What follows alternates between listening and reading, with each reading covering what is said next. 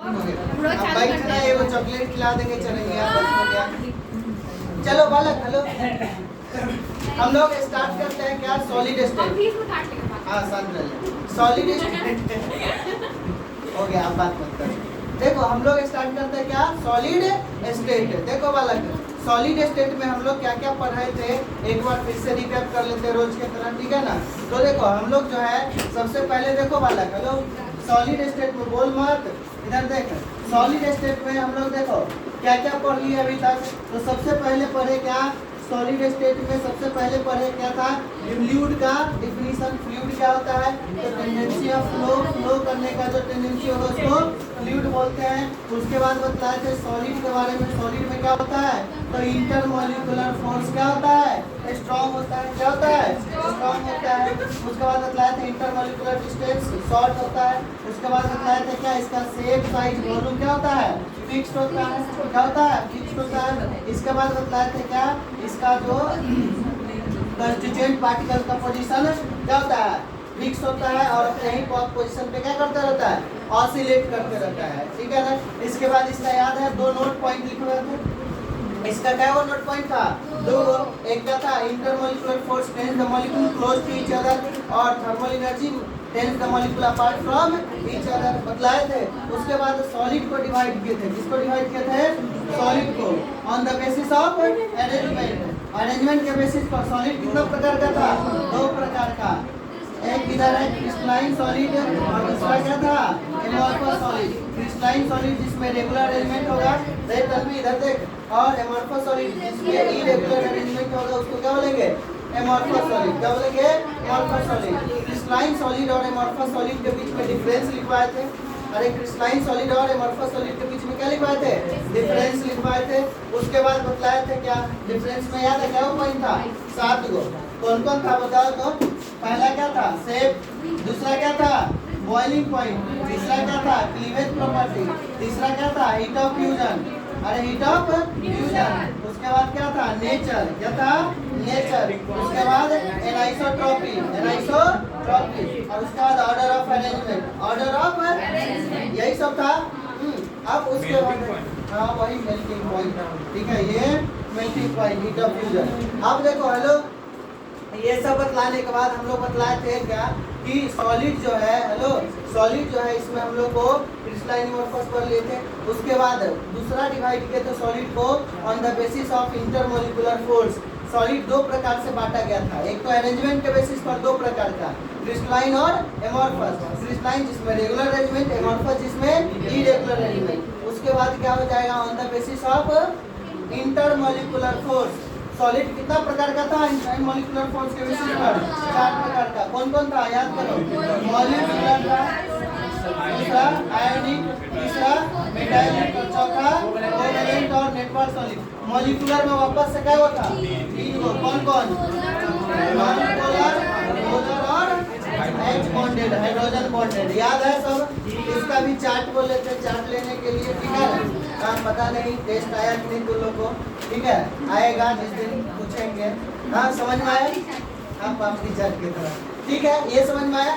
अब इसके बाद क्या बोले थे, हेलो, इसके बाद हम लोग क्या बोले थे, कि हम लोग को क्रिस्टल लैटिस पढ़ना था। क्या पढ़ना था, क्रिस्टल लैटिस। क्रिस्टल लैटिस हम बोले थे क्या, जैसे बिल्डिंग बना हुआ होता है ईंट से, बिल्डिंग किससे बना होता है, ईंट से। उसी तरह से कोई भी सॉलिड चीज लोगे तो वो किससे बना होता है, एटम से। किससे बना होता है, एटम से। अब एटम का शेप कैसा, स्फेरिकल। एटम का शेप कैसा, स्फेरिकल। तो हेलो, जैसे हम लोग मकान बनाने के लिए जरूरी क्या होता है, पिलर। मकान दीवार नहीं भी रहता है ना तो 10 मंजिल खड़ा कर देता है, 20 मंजिल। देखोगे बाहर में बिना दीवार का 20 मंजिल तक खड़ा कर देता है खाली पिलर पे, पता है कि नहीं। तो उसी तरह से यहाँ पर जो है क्रिस्टल तैयार करने के लिए हम लोग को क्या है, हम लोग को क्या है, कि कॉर्नर पर एटम प्रेजेंट होना चाहिए। समझ में आया। अब हम बोले थे क्रिस्टल सिस्टम क्या होता है, तो वही हम लोग यूनिट सेल को अलग अलग 3D में मतलब रिपीट करके हम लोग क्या करते हैं, क्रिस्टल लैटिस बनाते हैं। क्या बनाते हैं, क्रिस्टल लैटिस। और क्रिस्टल लैटिस का जो स्मॉलेस्ट पोर्शन होगा उसको यूनिट सेल बोले थे। और एक यूनिट सेल कितना प्रकार का, 4। अरे एक यूनिट सेल कितना प्रकार का था, 4 प्रकार का। कौन कौन, प्रिमिटिव था, बॉडी सेंटर, फेस सेंटर और हिप सेंटर। हेलो, प्रिमिटिव था बॉडी सेंटर, फेस सेंटर और हिप सेंटर। याद करो क्रिस्टल सिस्टम टोटल कितना प्रकार का था? 7 प्रकार का। कौन कौन? सीटी और हम, अरे ऐसे याद रखो ना, सीटी और हम टी, सी से, टी से, टेट्रागोनल से, ऑक्टाहेड्रल से, एच से, एच से, एम से, टी से, ट्राइक्लिनिक। याद है बोले थे ये 7 गो है। देखो क्या गो है? 7 गो क्रिस्टल सिस्टम। और इसमें पॉसिबल लैटिस क्या गो था? 14 गो। तो प्रिमिटिव तो सब में था, प्रिमिटिव तो सब में था। याद है पहला में कौन कौन था? फेसबुक, दूसरा में बुक, तीसरा में फेसबुक, 2 दिन बाद फिर से। याद है? याद है कि नहीं? उसके बाद साइड में बताए थे तीनों बाद, एक बार बाद, दोनों बार बाद, फिर तीनों बाद, एक बार बाद, दोनों बार बाद, और लास्ट वाला ट्राइक्लिनिक टूटा फूटा। मतलब उसका सबसे ज्यादा तुमसे ऐसा क्वेश्चन बोले तो पूछ देगा कि मोस्ट अनसिमेट्रिकल स्ट्रक्चर कौन है? ट्राइक्लिनिक। कौन सा है? मतलब उसमें ना तो कोई साइड बराबर होता है, ना तो कोई एंगल बराबर होता है। समझ में आया? अब हम लोग का खुशखबरी क्या था कि 7 में से कॉर्नर क्या हुआ हमारे? एगो। कौन सा? क्यूब। तो क्यूब में क्या वो पॉसिबल है? 3 प्रकार का यूनिट सेल। अरे क्यूब में कितने प्रकार का यूनिट सेल पॉसिबल है? 3 प्रकार का। कौन कौन? Primitive, face centre, body centre. समझ में आया? तो हम लोग कल पढ़ाए थे कि प्रिमिटिव किसको बोलते हैं? जिसमें खाली किस पर प्रेजेंट होगा एटम? कॉर्नर पर। तो कॉर्नर क्या होता है? कॉर्नर क्या होता है?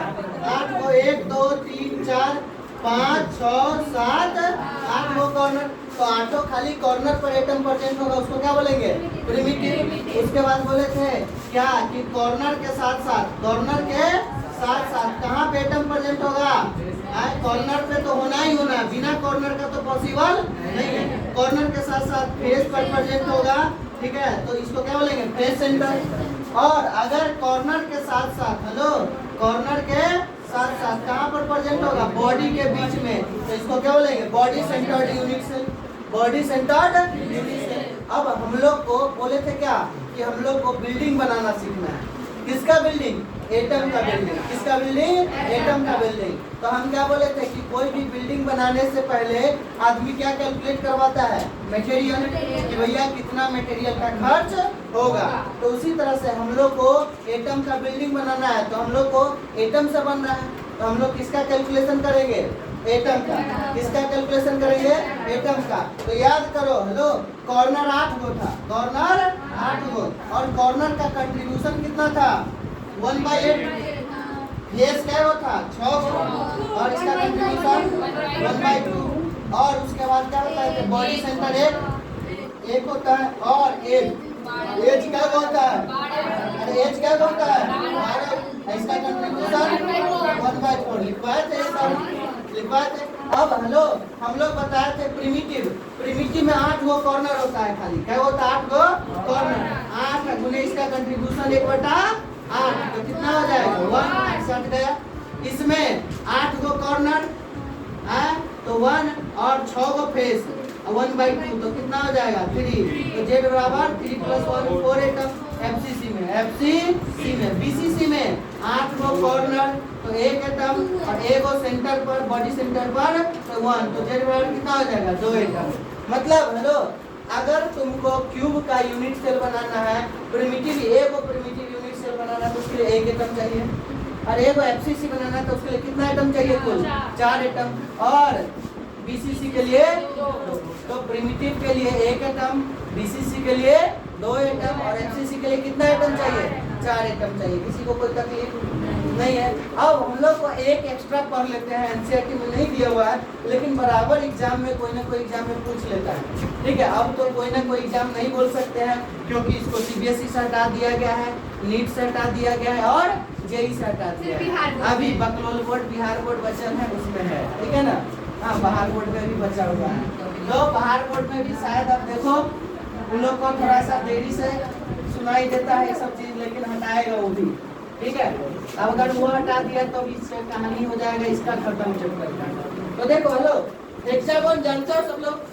हेक्सागोन षटकोण हिंदी में क्या बोलते हैं, षटकोण। तो हेक्सागोनल यूनिट से रिलेटेड है।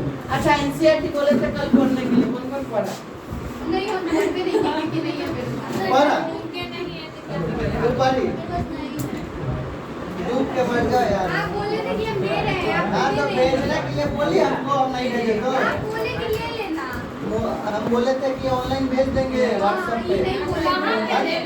तब वही ना, नहीं भेजे तो तुम लोग को बोलना चाहिए ना। अब देखो हेलो, हम लोग को कल 3 तक पढ़ाए थे। चौथा क्या लिखो, चौथा क्या लिखो, hexagonal unit cell. Hexagonal unit cell. एक बात मतलब पहले हम लोग हेक्सागोनल बना के देख लेते हैं। इधर देख लो, तुम लोग से नहीं बनेगा इसलिए पहले देख लो। रुको पहले देख लो हेक्सागोन कैसे बनाना है। देखो हेलो बालक, हेक्सागोन बनाना कैसे, देखो ऊपर वाला लाइन क्या करना, ठीक है ऐसे बना लेना, और नीचे वाला लाइन क्या करना ना, थोड़ा आगे करके बनाना। देखो यहाँ से ऐसे करके इसको आगे ले जाएंगे, समझ में आया? अरे आया कि नहीं, देख लो इधर। उसके बाद देखो फिर हेलो, इसी के नीचे करना है, इसी के नीचे करना है। तो सबसे पहले यहाँ पर डॉट डॉट डॉट लाइन कर दो। क्या कर दो, dot dot dot dot dot line. समझ में आया? अरे आया कि नहीं? उसी तरह से यहाँ पर भी डॉट डॉट डॉट लाइन उतना ही नीचे खींच देना, जितना नीचे वो खींचे हो। अब खींचा गया, समझ में आया? अब इसको क्या कर देना, यहाँ से मैच, और इसको यहाँ तक कोई दिक्कत नहीं। अब बस क्या करना है, अब इसको जो है ऐसे करके ऐसे कर देना, ऐसे करके ऐसे, समझ में आया? और फिर ये ऐसे करके ऐसे कर देना। अब देखो हेलो, अब इसको मिलाओ और इसको, हो गया षटकोण, दिख रहा है? अरे दिख रहा है कि नहीं? ऐसे करके हल्का दिख रहा होगा। तो ये क्या हो गया, अब देखो इसके बीच में ये एंगल जो है वो क्या वो दिख रहा है 120। देखो ना ये एंगल जो है 90 से ज़्यादा 120 डिग्री होता है। बतलाओ हेलो, ये इसमें क्या वो कॉर्नर हो जाएगा, बतलाओ तो। एक कॉर्नर, 2 3 4 5 और 1 6 ऊपर तो 6 12 वो कॉर्नर हो जाएगा। क्या वो कॉर्नर हो जाएगा? अब पता है वहाँ पर क्यूब में एक कॉर्नर में क्या हुआ था कंट्रीब्यूशन, एक कॉर्नर का, एक कॉर्नर में 8, इसमें क्या होगा 6 गो। देखो एक सुनो, एक बात बताओ, यही ना है कॉर्नर, यही ना है। अब एक बात बताओ, इससे और क्या वो, इससे क्या वो षटकोण जुड़ सकता है, एक इधर से, एक इधर से और एक इधर से। क्या वो जुड़ा? 3 गो। अरे क्या गो जुड़ा? 3 गो। तो 3 गो नीचे तो 3 गो, तो क्या गो एक कॉर्नर में? समझ में आया? अरे वहाँ पर स्क्वायर था तो स्क्वायर 4 गो आ जाए। देखो टोटल स्पेस में एंगल कितना होता है 360। तो ए का एंगल 90 डिग्री, तो 360 भागा 4 कर दो, 360 भागा 4 तो कितना हो जाएगा 90 डिग्री। मतलब 90 डिग्री का 4 गो आराम से हम बना सकते हैं। लेकिन यहाँ पर कितना 120 डिग्री, तो 360 भागा 120 करो तो कितना आएगा 3। मतलब एक बार में क्या वो बनेगा 3 गो, तो 3 गो नीचे तो 3 गो ऊपर। तो यहाँ पर क्या गो ए कॉर्नर क्या गो रूम से कंट्रीब्यूशन में रहेगा, ये क्यूब नहीं है, ये हेक्सागोन है। तो हेक्सागोन में कंट्रीब्यूशन कितना हो जाएगा 1/6। क्या हो जाएगा? तो यहाँ पर 3 जगह आइटम रहता है। एक रहता है तुम्हारा कॉर्नर पर, कहाँ पे रहता है कॉर्नर पर, दूसरा रहता है बॉडी सेंटर पर, और तीसरा रहता है इंड सेंटर पर। बॉडी सेंटर में 3 गो रहता है। क्या वो रहता है? देखो तो इधर देखो हेलो, इसमें क्या क्या बोले हैं, पहला बोले हैं कॉर्नर, क्या बोले हैं कॉर्नर, ठीक है। तो कॉर्नर क्या हुआ बताओ तो, हेलो कॉर्नर क्या हुआ है 12 गो, और ये कॉर्नर का कंट्रीब्यूशन 1/6। तो कितना आएगा 2 आइटम, 6 दूना 12, अरे 6 दूना। कॉर्नर के बाद क्या है हमारा वो ये इंड सेंटर, चाहे बॉडी सेंटर ले लो, बॉडी सेंटर। बॉडी सेंटर पर एटम क्या है 3 गो, यहाँ पर 3 गो एटम रहता है। क्या एटम रहता है 3 गो, तो 3 और कंट्रीब्यूशन तो 1 होगा। अरे बॉडी सेंटर किसी का भी हो 100% उसी का होगा, तो 1, तो कितना हो जाएगा एटम। और उसके बाद इंड सेंटर, इंड मतलब क्या बताए थे, कोई 2 अपोजिट फेस पर, और दीवार तो किसी का भी हो, एक दीवार से 2 ही रूम कनेक्ट हो सकता है, एक दीवार से दो ही रूम कनेक्ट, जैसे ये रूम कितने रूम से, ये दीवार कितने रूम से कनेक्ट है, 2 रूम से, तो 2 × 1/2 तो कितना हो जाएगा 1। अब बतलाओ z बराबर 2 + 3 + 1 तो z बराबर कितना हो जाएगा 6 एटम। मतलब total number of atom in hexagonal unit cell कितना हो जाएगा 6। आया समझ में? ये छापो हेक्सागोन वाला, ठीक है। जिससे बोले बनाने के लिए उसे बनाओ, बन जाएगा।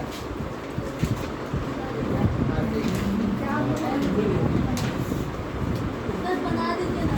हट। काम में नहीं लगता है।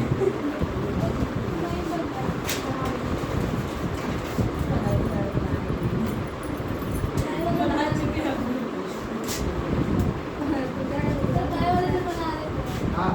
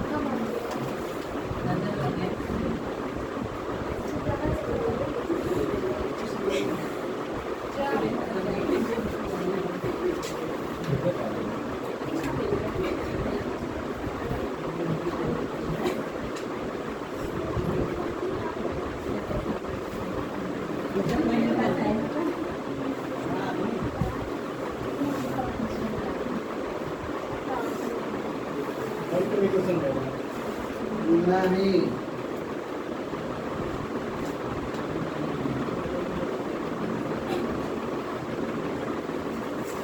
जल्दी बनाओ, देखते बंद तक।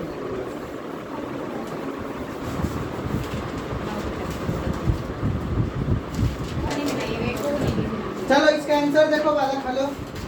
इसका देखो आंसर क्या होगा, देखो एकदम इजी है, एकदम इजीली जाओ आराम से, कोई दिक्कत नहीं है। क्या बोल रहा है कि इन एफसीसी, हेलो क्या है एफसीसी है। एफसीसी मतलब जानते हो क्या होता है, क्या होता है, कॉर्नर प्लस फेस सेंटर होता है, पता है। देखो इसमें देखो कहाँ कहाँ जा रहा है ये ध्यान रखना है। A atom occupy 2/3 and B atom occupy 1/3 of its corner. Hello, तो at corner पर A atom, hello, number of A atom, तो टोटल कॉर्नर क्या होता, 8 गो। हेलो, टोटल कॉर्नर क्या होता, 8 गो में से जा क्या वो पड़ रहा है 2/3, तो 8 × 2/3 तो क्या हो जाएगा, बताओ 8 × 16/20 हो जाएगा। अब नंबर बी भी कॉर्नर पर जा रहा, अरे बी भी कॉर्नर पर ही जा रहा, तो नंबर ऑफ बी एटम तो 8 गो और 1/3 जा रहा है, कितना जा रहा है 1/3 तो कितना हो जाएगा 8/3। अब एक बात बतलाओ, जैसे वाटर का फॉर्मूला बोलो, हेलो वाटर का फॉर्मूला बोलो H2O। वाटर का फॉर्मूला क्या होता है, मतलब हाइड्रोजन का संख्या 2 और ऑक्सीजन का संख्या 1। मतलब ग्लूकोज का अगर फॉर्मूला पूछेंगे तो क्या बोलोगे,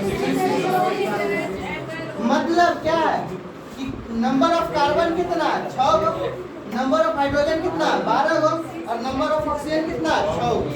मतलब अगर किसी भी कंपाउंड का फॉर्मूला लिखना है, किसी भी कंपाउंड का फॉर्मूला लिखना है तो क्या करना होगा हमको, अरे क्या करना होगा, नंबर ऑफ एटम को लिखना होगा।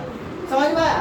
तो यहाँ पर नंबर, और एक बात बतलाओ, यहाँ पर जो नंबर ऑफ एटम लिखते हैं वो सिंपल और मतलब सिंपल रेशियो में लिखते हैं कि फ्रैक्शन में लिखते हैं। यहाँ पर जो दिया हुआ है वो किसमें, फ्रैक्शन है।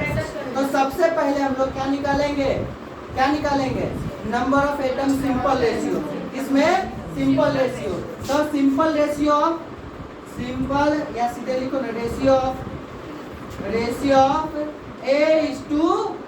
तो A का कितना है 16/3 भागा 8/। समझ में आया? अब एक बात बताओ, दोनों का सिंपल रेशियो निकालना है। क्या निकालना है, सिंपल रेशियो। तो अब एक बात बताओ, कितना से गुना करेंगे तो सिंपल रेशियो आ जाएगा, मतलब 3/8 गुने 3/8। समझ में आया? अरे 3/8 सिंपल रेशियो मतलब जो इसमें दोनों का कट जाए। तो अब एक बात बताओ, क्या इसमें 3 से दोनों में गुना करेंगे तो दोनों का 3 कट जाएगा, नीचे वाला कट जाना चाहिए, और ऊपर वाला 16 है 8 है, तो ये वैसे भी काटोगे 8/8। तो 8 से 8 गया और 8 दूना 16, 3 से 3 गया, 3 से 3। तो कितना है रेशियो A/B का, बतलाओ तो।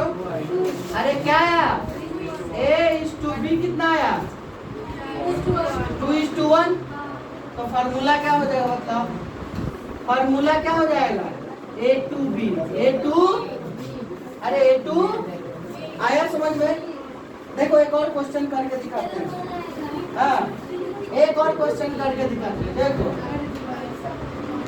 हाँ हुआ, इधर देखो, एक बात बतलाओ क्या कर रहा है, एक क्वेश्चन हम करवाते इसके बाद तुम करना। देखो कहाँ कहाँ पे एटम जा रहा है, उसका कंट्रीब्यूशन क्या है वो देखना है। अब बतलाओ, इन FCC, एक FCC है जिसमें A atom occupy 1/3 and B atom occupy 2/3। मतलब हेलो A एटम दोनों कॉर्नर पे जा रहा है तो FCC है, इसमें भी कॉर्नर होगा प्लस फेस सेंटर। इसमें तो फेस सेंटर पे गया ही नहीं, समझ में? यहाँ पर कॉर्नर प्लस फेस सेंटर। तो एट कॉर्नर पर number of atom, A atom. तो A कितना जा रहा है 1/3, तो 8 का 1/3 तो कितना 8/3। और नंबर ऑफ B एटम कितना जा रहा है 8 गुने 2/3 मतलब 16/3 हो जाएगा। अब C एटम का देखो सब लोग, C atom occupy it's all face centre. C atom face centre पे जा रहा है, तो अब लिखेंगे एट फेस सेंटर। तो फेस सेंटर पर कौन जा रहा है, C एटम। तो नंबर ऑफ C एटम, अब बताओ फेस क्या वो था 6 और पूरा का पूरा पे जा रहा है। अरे पूरा क्या, अरे एक चीज छूट गया, कंट्रीब्यूशन से क्या गुना किया, अरे कंट्रीब्यूशन से भी तो गुना करना होगा। अरे बिना हम क्या बोले हैं कि कंट्रीब्यूशन लिखना सबसे ज्यादा जरूरी है। सब में एक चीज छूट गया, कंट्रीब्यूशन छूट ही गया। अरे क्या छूट गया है, कंट्रीब्यूशन। तो कंट्रीब्यूशन 1/8, कंट्रीब्यूशन 1/8 तो 8 से 8 गया तो क्या हो जाएगा 2/3। ये 8 से 8 गया तो क्या हो जाएगा 1/3। तो अब रेशियो निकालो, तो ये गड़बड़ आ गया, रेशियो निकालो तो क्या हो जाएगा 2/3:1/। अब दोनों में 3 से गुना कर दो, 3 से 3 गया, 3 से 3 तो 2:1। देखो अभी सेम आ गया है, लेकिन यहाँ पर क्यों सेम आया, क्योंकि दोनों में 1/8 से गुना करना था, लेकिन यहाँ पर अलग आ जाता। क्यों, क्योंकि इस दोनों में 1/8 है, इसमें कितना से गुना करना है 1/2 से, इसलिए इसलिए अलग आंसर आ जाता। तो इसमें देख लो कंट्रीब्यूशन इसका कितना हो जाएगा 1/8, ये 1/3, इसमें भी गुने 1/8, तो कितना हो जाएगा 2/3। तो इसका क्या हो जाएगा 6 इंटू 1/2, मैं पूरा में जा रहा हूँ, पूरा में जा रहा मतलब 100% है, इंटू क्या हो जाएगा 1/2, तो कितना हो जाएगा। अरे आया समझ में। तो अब ए रेशियो निकालो, क्या निकालो रेशियो A:B:C। ए कितना है 1/3, बी कितना है 2/3। अब तीनों में 3 से गुना कर दो तो सिंपल ऐसे में आ जाएगा। 3 से 3 गया, 3 से 3 गया, 3 जाए 9, तो क्या है 1:2। तो फार्मूला क्या हो जाएगा मतलब A:B:2C। आया समझ में। छापो इसको और हम तीसरा क्वेश्चन देते हैं, उसको बनाना है, आप भी बनाना है।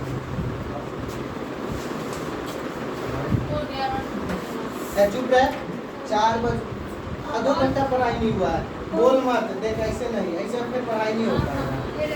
जब पूरा का पूरा 1 घंटा 15 मिनट बोले, अभी 20 मिनट भी नहीं हुआ है।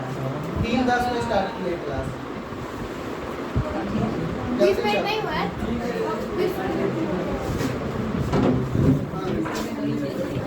जल्दी छापो। चलो ये क्वेश्चन था, ये क्वेश्चन है, इसको बनाए। देखो ये क्वेश्चन जो है इसका सेम मेथड वही चलेगा। देखो यहाँ पर क्या गया परसेंटेज वाला, क्या गया परसेंटेज वाला। इधर देखो, इधर देखो क्या कह रहा है इन एफसीसी, रे बोल मत, इधर देख इन एफसीसी क्या है इन एफसीसी ए। अब बतलाओ एफसीसी में क्या होता है कॉर्नर प्लस फेस सेंटर। अरे एफसीसी में क्या बतलाए थे कॉर्नर प्लस फेस सेंटर है। बोली मत, बात मत कर।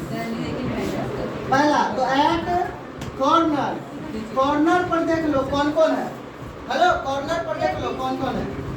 इधर देखो कॉर्नर पर ए टर्म कितना परसेंट है 50%।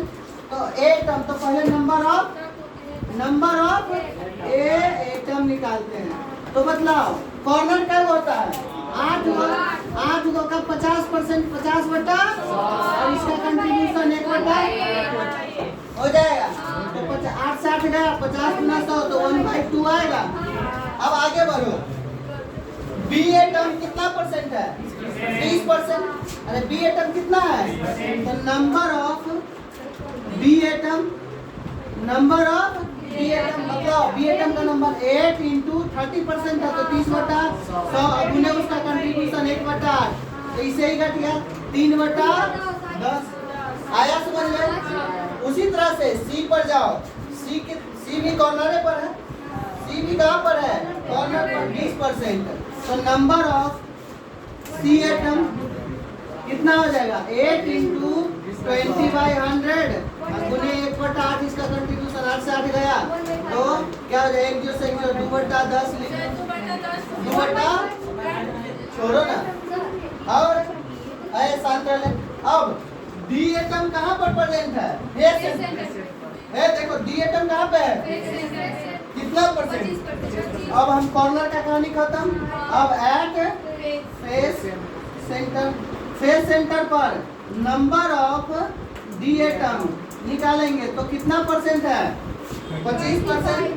तो टोटल फेस क्या होता है 6 का 25/100 और गुने क्या हो जाएगा इसका कंट्रीब्यूशन 1/, अरे फेस का कंट्रीब्यूशन कल बतलाए थे 1/2, ये कट जाएगा ठीक है ना। 3 और ये कितना है 25 × 100 3/4।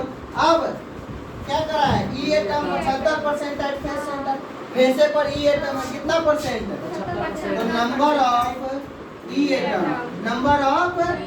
कितना हो जाएगा 6 इंटू 75/100 गुने इसका कंट्रीब्यूशन 1/2, 2 × 6 25 × 75 25 × 100 3 × 9/, समझ में आया। अब रेशियो निकालना है, रेशियो किसका A:B:C:D:E, तो क्या है 1/2 1/2 is 2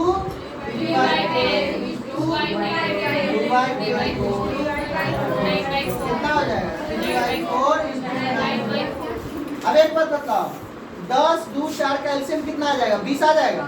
तो 20 में सबसे गुना कर दो। अरे सिंपल रेशियो के लिए यही ना करते हैं जो रहता है उसमें सबसे, तो 20 में सबसे गुना कर दो। 20 गुने 20 गुने 20 गुने 20 गुने 20। अब बतलाओ तो ये कितना आ जाएगा 10 ये 2 ये 4 पंचे 20 4 पंचे 20। तो बतलाओ रेशियो कितना आएगा 10:3 गुना 6:2 गुना 4:15 तो फार्मूला बतलाओ। फार्मूला क्या हो जाएगा A10 B6 C4 D15 और E45। समझ में आया?